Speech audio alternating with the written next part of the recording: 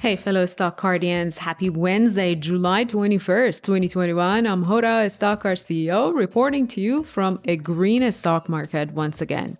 I looked at the investor sentiment behind the indices' upward movement, researched Chipotle's impressive earnings report, and discussed why Sleep Number's 12% drop today may be a buy the dip opportunity.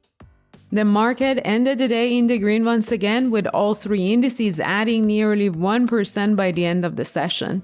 The COVID Delta variant news and case numbers continue to dampen investors' hopes for a smooth transition back to a normal economy. However, upbeat earnings report and a slow but a steady growth is keeping the gains alive across industries and indices. I have two interesting stock analyses today, but before getting to them, let me shout out to all of you Stockcardians. Thank you for watching, reading, and listening to the daily market recap reports every day. We'd like to think of Stockcard's platform as your best stock market assistant tool. I'd invite you to give it a try if you haven't already. First, hit the like button and subscribe to the show, and then create a free account on stockcard.io. Thank you for becoming a new Stockcardian. I saw a familiar and favorite name of mine on today's Stockcard winners list. Chipotle Mexican Grill, ticker CMG shares, jumped 11.5% by closing time.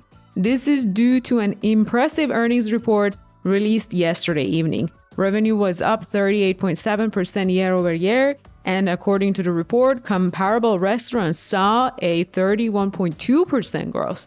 The company particularly killed it, with online orders during shutdowns accounting for 48.5% of sales. A strong indicator I noticed in the earnings was Chipotle's margins. Generally speaking, restaurants operate on thin margins, many with 2 to 6%. While being a large and established corporation can help ease that, it's worth noting that Chipotle managed to pull its margin from a negative 0.4% last year to 13%. Sounds like management has been focusing on the effectiveness of its operations.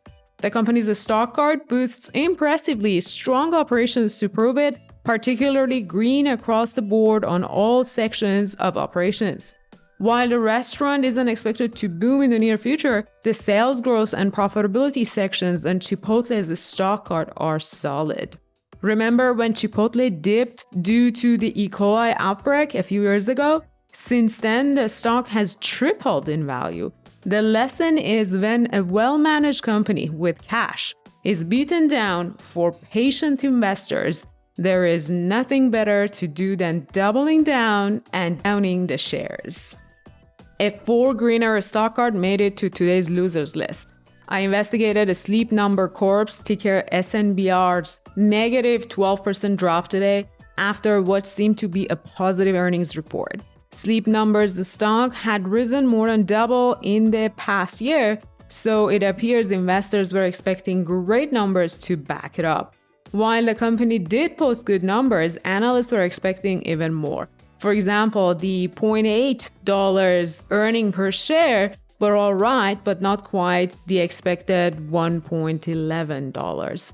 The company mentioned that year-to-date demand was up 40%, but with earnings per share not reaching expectations, investors may be less sure of the company's ability to make the most out of the demand.